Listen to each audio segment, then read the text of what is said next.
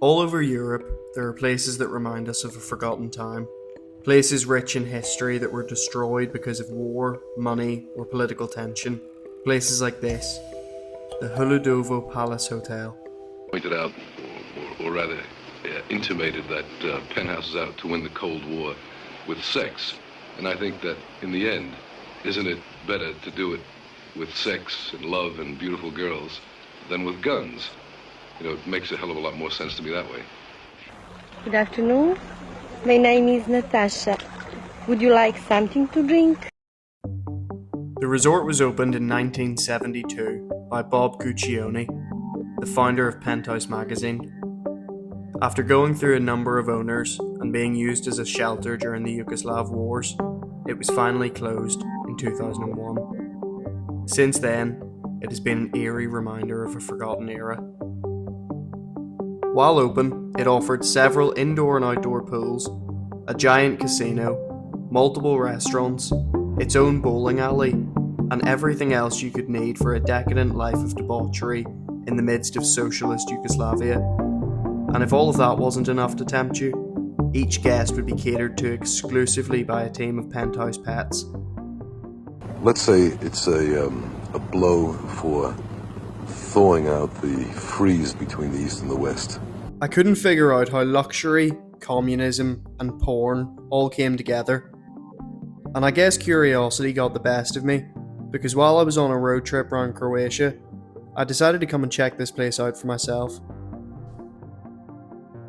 Straight away, the first thing I noticed was how far this place had fallen. It was downright creepy. The Adriatic Palace of Sin was now going by new names, like Tinnitus Castle or Hobo Hotel. The lavish staircase and fancy leather booths had been stripped and were falling apart, the handmade flooring ripped up, and the ceiling caving in. I've seen photos of this part, but it's completely destroyed since the person I watched went to it. The whole ceiling is just gone. This was like one of the main bar areas. Got all the leather booths.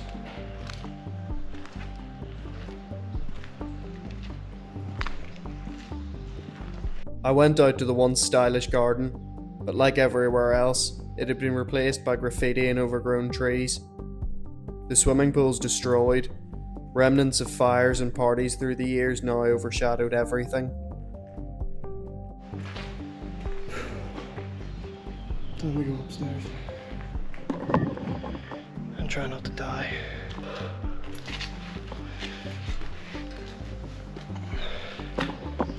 There's no handrails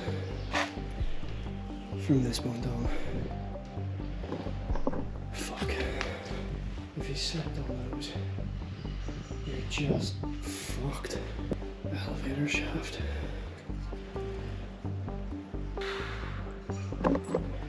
That does nothing for my fear of elevators. I couldn't find out exactly how much a room here used to cost, but the clientele it attracted and the services it provided would suggest it wasn't like a night in a Premier Inn. In fact, it's rumoured that of all the notorious guests, the former butcher of Baghdad, Saddam Hussein, was a frequent visitor and would regularly leave thousands of dollars in tips for certain waitresses. So I'm gonna look around the rooms now. And this is so sick. All the balconies. Just overlooking everything. And I know that there's a spot where you can get onto the roof. Around beside me. Obviously there's no dividing walls left. So you just walk between all these rooms. This room still has the bed frames and all. I mean, you don't want to stay in it, but you could. It's also got a sick view. Yeah, someone's just come to this top floor and just just set everything on fire. It's just stupid. Even though pretty much everything had either been looted or burnt from the rooms, you could see why this place had such an attraction in its heyday. The rooms were spacious, the views on both sides were stunning, and every room had its own balcony. Walking through the rubble, you could actually get a sense of what a night here would have been like.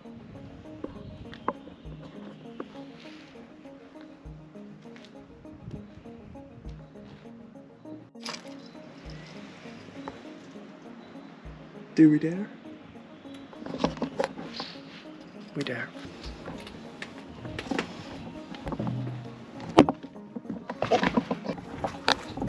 Yeah, we don't dare.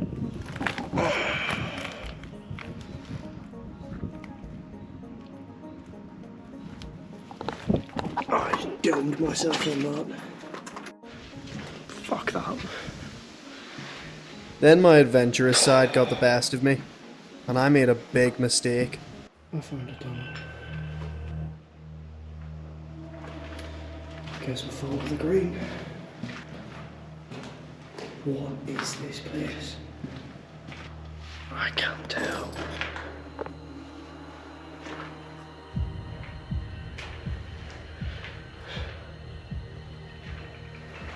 It's completely pitch black down here. If it wasn't for this torch, I couldn't see anything.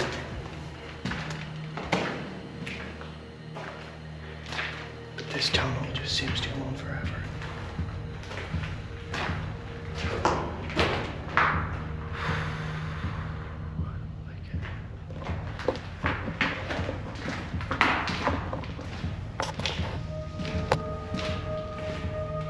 I'm starting to think this goes beneath the entire hotel. Because I have been walking for so long through here. Shit. I'm lost beneath the hotel.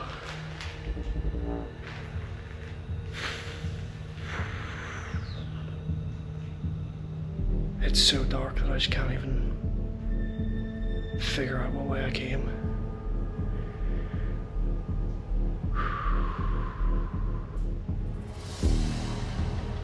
I can hear everything above me, which just makes it 10 times creepier.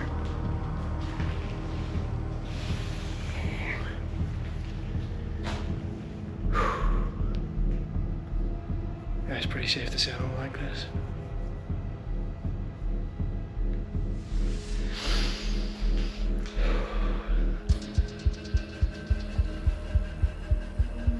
I'm like looking around as if I can see something, but it's just nothingness. Like the torch doesn't even help.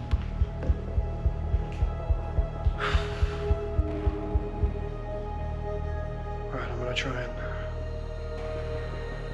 somehow make my way back the way I came. And try and find my way out of here. Yes, that's right.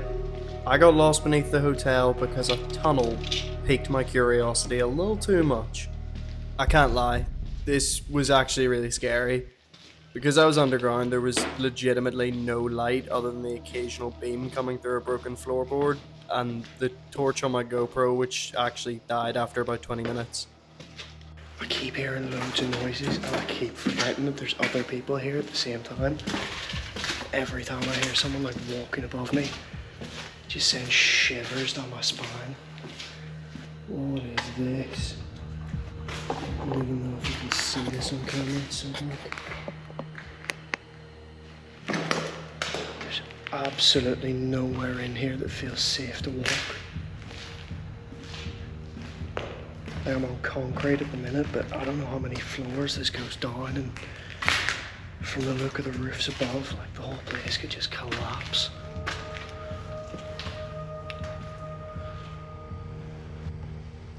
I think this is like the boiler room. There's all these pipes that seem to be running in the direction of the spa. Yeah, this must be the boiler room. Big cranks.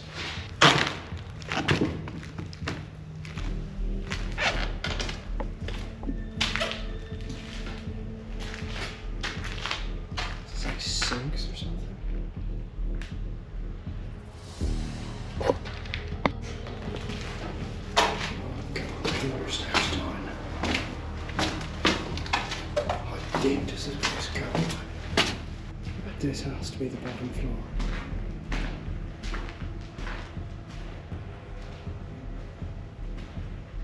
Some of the artwork in here is sick. Brad, I have no idea what this room is. But it might be the creepiest place I've ever been. There's like bench seating with this big, I don't even know what this is in the middle of it. Mirrors all over the walls.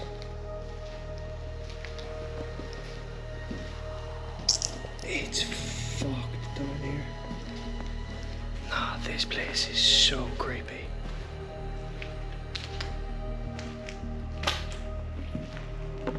Also just got really scared by my own reflection in the mirrors. So that's fun. After almost an hour of trying to find my way through the maze of the basement, I finally started to see more signs of light. Those stairs filled me with such relief. Freedom. My nightmare was over.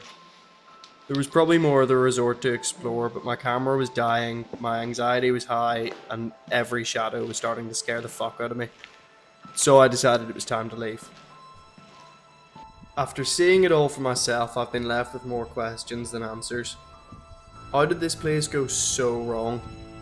Which pool was meant to be filled with champagne? Why did Saddam Hussein love it there so much? And who thought porn could end the Cold War? Maybe we'll never know.